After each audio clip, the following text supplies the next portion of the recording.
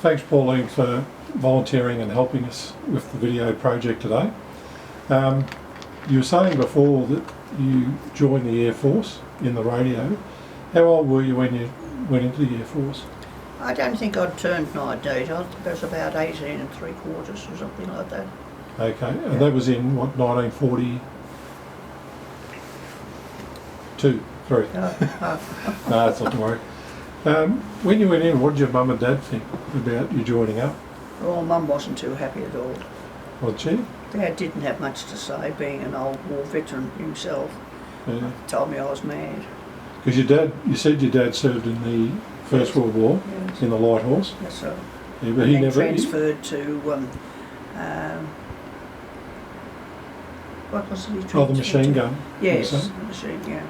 Okay. When his brother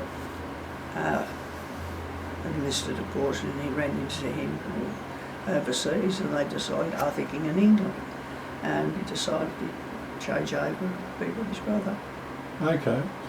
Because because your dad, I suppose, he wouldn't have talked much about the war. No.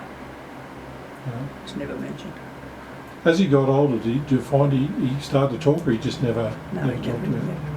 I think that's true of a lot of World War I veterans in particular. Yeah. They just he was badly shell-shocked when he, returned after the war, but of course, as time went on, and the only time he ever talked about it, I think, would have got near Anzac Day.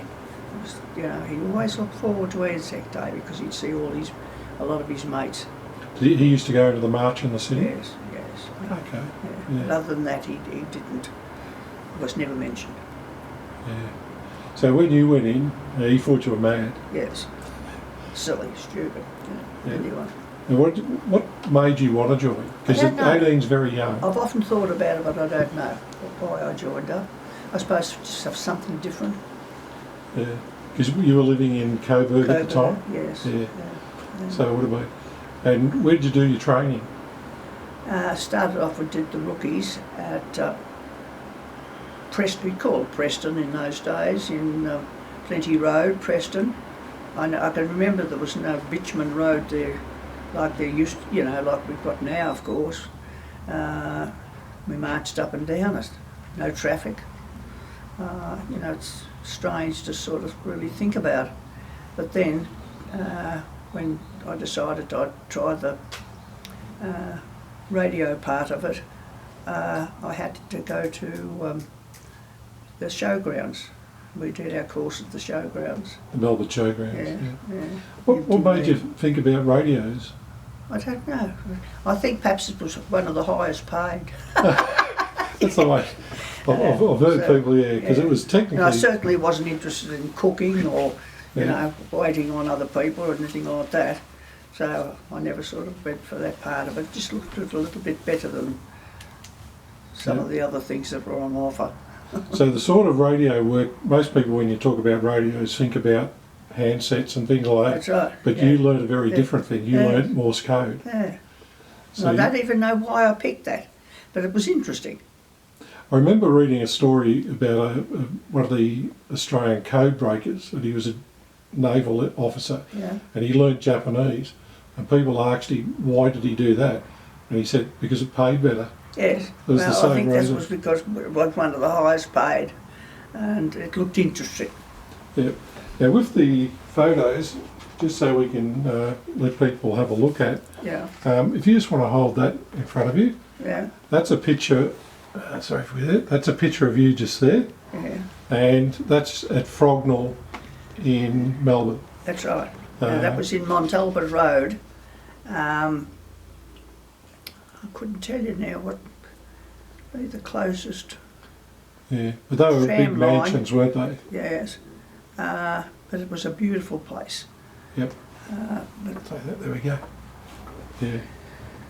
So how long did you did the training at the showgrounds? Yes. So what did that entail during the day? Oh, that was about 8 months, I think, that lasted doing the training.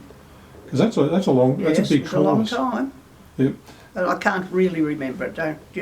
Did you find it hard to learn, or was it fairly straightforward? I didn't find it hard. Yep. I quite liked it. Yep. Because that would have been something very unusual for women in those days. Yeah. To go in and be doing that. Well, I don't know that I thought that. I don't know what I thought. Yeah. Because I suppose that's one of the things, you don't know some of these things unless you're yelling at something when some you're looking back. Some pulled out, didn't like it, or couldn't, cope with the... Did you make many friends? Oh, yes. Yep. Plenty. Yep. Lots of friends. We had quite a good time. And you would have seen them all through. Did you see them much after the war? Well, I went to the country after the war because I couldn't stand Melbourne. Yeah. I got in a tram in Collins Street, and in those days, along the side of the inside of the trams, were advertising. The next thing I've got all that worked out in Morse code. And I thought I'm going funny. I ended up in a place called Kahuna here in Victoria because a very good friend of that I had made in the Air Force. She was no, she didn't work with me. She was sent to sail. That's right, when I was in Melbourne. But we always kept in touch. And she wanted to come down to Melbourne, so I told her she could come and stay with me. And she liked it, but then she had to go back to the people had a farm. And of course I love farms and animals, and the next thing I went home with her for a week, and her mother said that I could go back there if I liked any time, and I was back in about 3 weeks, stayed there for 6 months, and got work up there, worked in the local garage. So what brought you back to Melbourne? Family. Yeah. Oh yes, and I was getting to marriage age, I suppose. I don't know. Start the boys. What have you mentioned your mum didn't particularly like you going into the Air Force. Did she say why? Or? No. Oh, I can't remember. Yeah. I'm old, you know. Very old. Your memory's exceptional at the moment. Oh. Yeah. Yes, but I can't remember what I had for dinner yesterday. Yeah. One of the things is it was interesting that, again, stories and people I've talked to, it was often thought that the girls shouldn't have gone into the Air Force or Army or things like that. But why? If they hadn't have gone in, yes, that was a massive amount of. They freed up a lot of people to go into the overseas and things like that. Yes. But yeah, it was a funny thing. It may have been that generation, your mum's generation, yes, that fought that. Yeah, don't know. Yeah, and of course the fact that Dad had been in the First World War, I don't know. But did they worry you might go overseas? Well, no, we didn't go overseas. The women didn't go overseas. Only nurses in that war. Well, around that time. Yeah. Never thought of that. Being on the sort of radios, there was a picture here, like it was the one we just had a look at. Have you just told that one there again? Yeah. Where you're wearing the earphones. You were saying you had to wear them all the time. Yeah. You weren't allowed to take them off? Well, no. Unless you got permission from the sergeant. Yep. And there was the sergeant. Yep. So, because they were sending all the time, of course, from Papua New Guinea and those places overseas. So what sort of messages would be coming through to you? They'd be coming from units or aircraft? Well, really headquarters like I was sending from. Okay. But then other times I would be on the receiving end. So you and then the Morse code was, you went to another section and worked out or whatever they did, it was all in Morse code. Well, of course, I never, I just had to send it through and that was it. So you'd be sending signals? I couldn't decipher it. I never deciphered it. Okay, so you just had to bring it out in its code. That's right. I worked the whole time in Morse code. So you'd be dealing with headquarters Air Force in New Guinea. Yes. You mentioned before Morotai. Yes. Because that was the main. Madang. Yes, all those places. Because Morotai was the launching point for the campaigns in Borneo, Tarakan, Balikpapan, places like that. Yeah, and I was on England for a while too at one stage. If I can. Oh, the memory's getting bad. Getting bad. So it was mainly just normal administrative traffic, or was it what sort of signals would you be getting? It'd be just about people moving? Or? Yeah, you just put it down and that was it. I prefer to send it than receive it. I'd like the sending part on my little... Yeah. So if you were sending it... Yeah. So you could be quite quick at sending messages? Yeah. The old hands aren't now though. Yeah. But never mind. Ah, doing well. One of the other ones you looked at here, and that's, you just, that one there, that actually shows you in the main radio room there. Yeah. Down there, yeah. Yeah. And with the group you're looking at there, I think you're saying the sergeant is this one here? Yes. Yep. And so it was pretty much all women working in there? Yes. Yeah. Okay. Yeah. And other than the decipher rooms, were mainly men, if I remember rightly. I don't know why. Yeah. Well, it was interesting that some of the code breakers, a lot of them were mathematicians, which probably would have been the most of the males going through uni who did maths, because the mathematical mind seemed to work well with code breaking, things like that. With the, what was a day like? So what time would you have to get up? Did you do shifts or? Oh yes, for shift work. So. And if you were on night shift, you didn't get much sleep during the day. Oh, okay. So with the noise and, in and out of tin shed that we slept in. So how many people would be sleeping in the shed you'd be in? I'd be, roughly about 20 to a shed. We just slept on a palliasse. So... You know what a palliasse is, don't you? Well, you got to tell what, because the people who'll be watching this probably won't know what a palliasse is. Oh, they wouldn't. Well, it's a canvas bag, like a bag, only, the length of a bit of a bed, and filled with straw. Yep. There was, I remember the first troops who were being trained to go overseas met at the showground. Yes. They were given the bag, shown where the straw was. That's right. Yeah, but I was always lucky that the men filled it for me. Oh, okay. Oh, yes. Oh, you must have smiled at them. I think I did. That's excellent. I never ever filled a palliasse. Yeah. But they did, nor they made a good job of it. They'd put extra in. And how well were you looked after there? I suppose all the meals would be on site. Oh, yes. Yeah. So you'd be doing... They were poor.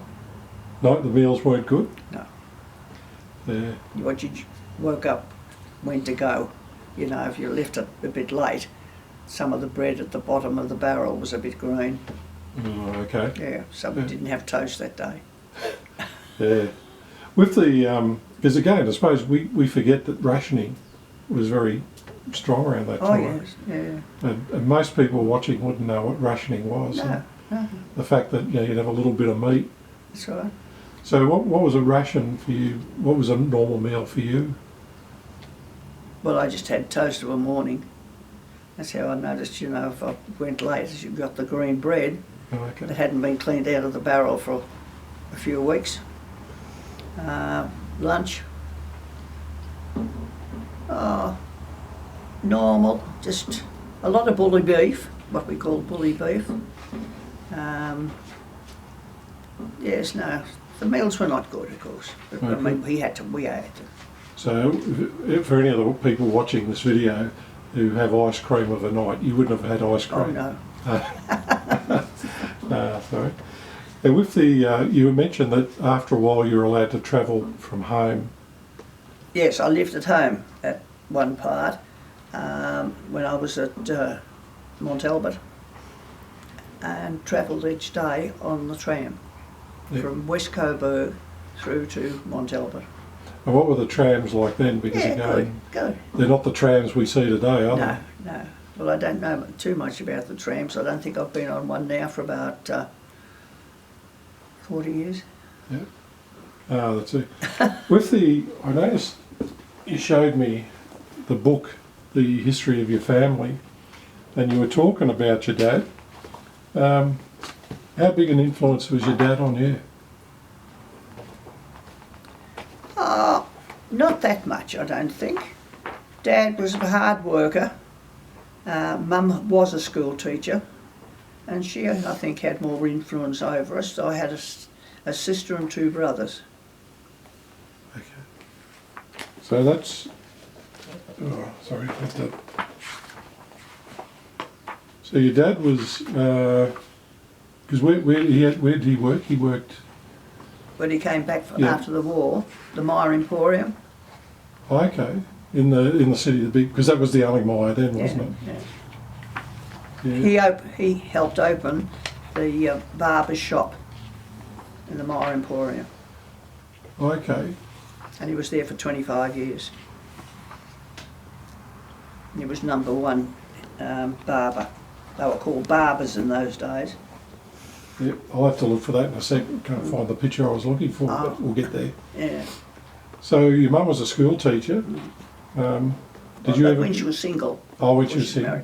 Because there were the days where, when she got married, she would have had to leave work. Oh yes. Yeah. I suppose she did. Yeah. Yeah, because it was a thing where. Yeah, she never worked after she was married. Yeah. In the Air Force, could you get married in the Air Force, or would you have had to have left? No, I didn't know any married ones. So I don't think so. Yeah. Because I remember up till about 1970, if you were serving in the army and you married, you had to resign. And that was 1970, which you think about? No, no, there's no married ones near me. Yeah. No, there was no married ones. Yeah. I wouldn't know about the men. Yeah, it didn't matter, because I know one of the friends that was connected with our War Memorial group, Fred, he was married when he joined up, went overseas. Yeah. It seemed to only be very specifically targeted towards the women.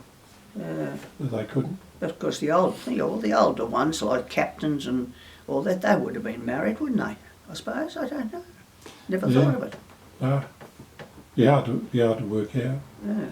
So when the war finished, what did you do after they discharged you? Did you just head back home to Mum and Dad? Yes, and then, as I said, I went up the country to Kahuna for 6 months. Yep. And potted around, worked up there, and then came back, and I had some good jobs. Yeah, a couple of good jobs. I was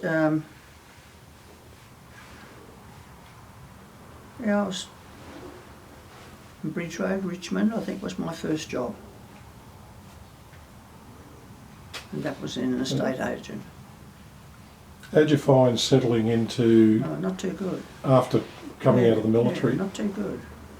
But anyway, I settled down, I suppose, and with all the other girls. We went dancing on night time and out and what have you. Did you feel that you had a lot more authority and a lot more of an important job during the war than after?